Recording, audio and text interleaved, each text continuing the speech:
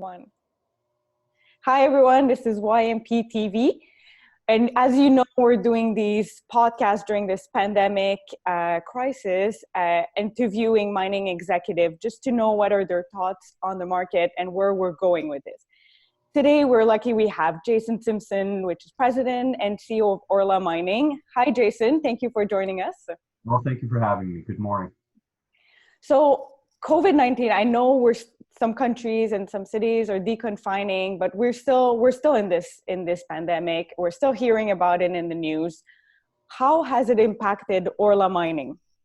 Yeah, as governments and other companies adjust, Orla's timing has been fortunate. We had not yet mobilized for on-site construction for our first mine in Mexico, and so no health risk to on-site contractors and inefficient spending has been avoided. For our programs, if it's safe to mobilize to site early in Q3, we can maintain our ambitions to pour gold in 2021. In the meantime, our work of planning, engineering, and procurement is able to continue even in the current circumstances with the necessary distancing. And then speaking of gold, do you think this current crisis will impact the demand for gold and gold prices? Well, I think when there's a return to health, the financial steps that have been taken globally should provide a good foundation for the gold price.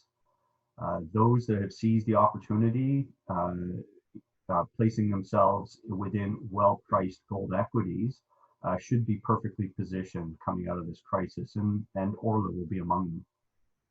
I spoke a lot with investors, mining companies, and a lot of people are very positive about gold.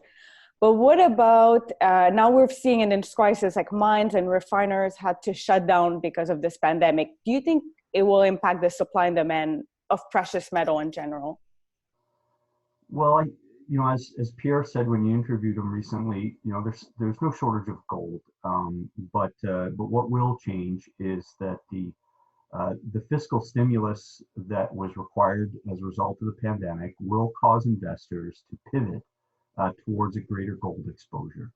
And as they do, they will be looking for companies that have that coupling of good assets with a good management team. And Orla is a clear choice because we have both.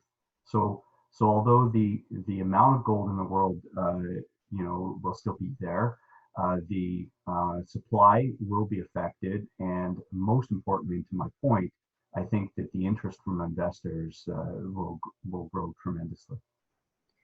And beyond supply and demand, do you expect COVID-19 to have an impact on exploration financing?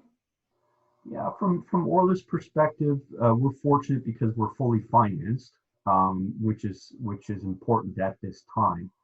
But in the midterm, with the pivoting to gold exposure that I described, I would expect to see funding begin to flow towards exploration companies. As there's an appetite for gold, there will be fiscal resources made available, not today, but in the future to gold exploration companies.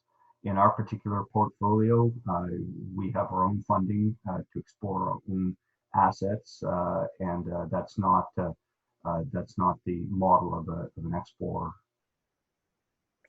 And I mean, out of curiosity, do you expect the industry or mining companies to operate differently in a post-COVID-19 world?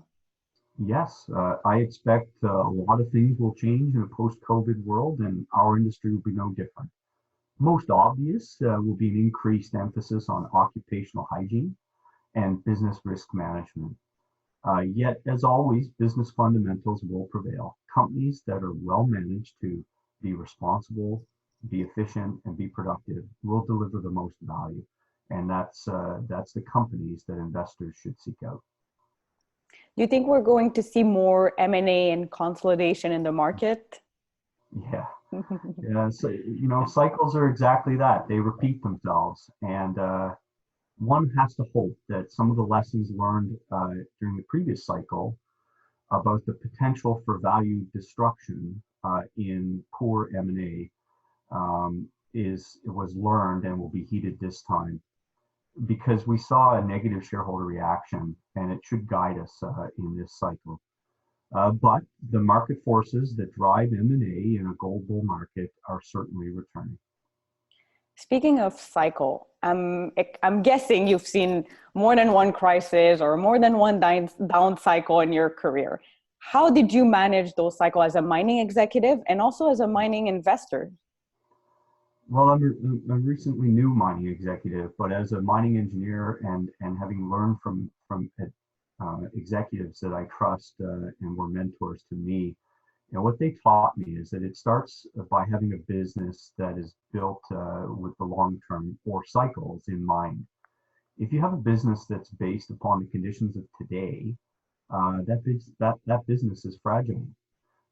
If you lead a business that can weather all the stages of the cycle, it makes you sustainable during down cycles and tremendously profitable during up cycles.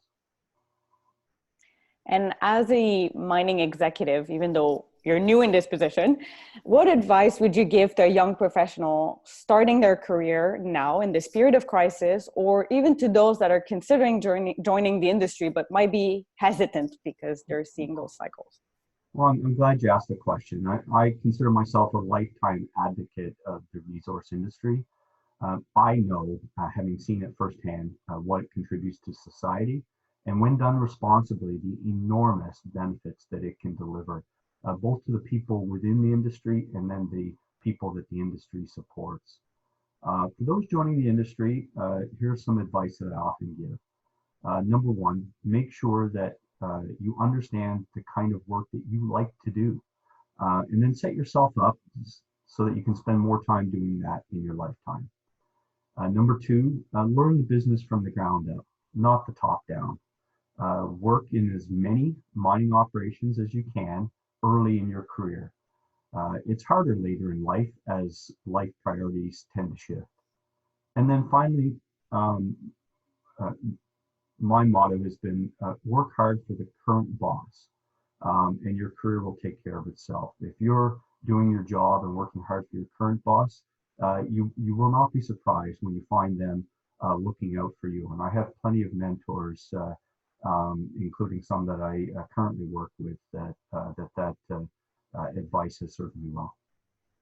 And Jason, just before I end this interview, do you have any last piece of advice for investors out there that are watching, including our millennials member? Yeah, so invest in what you believe in, but certainly choose to believe that the economic fundamentals that have driven civilization for thousands of years are likely to be repeated. And gold has been a big part of that history, even when gold is not necessarily in vogue. So select business models that are sound, select businesses that you believe in, and be active in your investment choices, and that should serve you well. Well, thank you, Jason. It was a great interview. I mean, we're still at YMP committed to give like donation to United Great Ways in Toronto to those in need during this period of COVID-19. So when we do those interviews, it's like we're trying to raise awareness. I'm sorry. So thank you. Thank you for those taking the time, and hope you stay safe during this period. Well, thank you, and that's one of the reasons I was happy to do the interview when I heard you speaking with Pierre and describing your model of giving a donation. It encouraged me to support this interview, and so thank you. Stay healthy, and the same for all of your viewers. Thank you, Jason. Okay, cheers.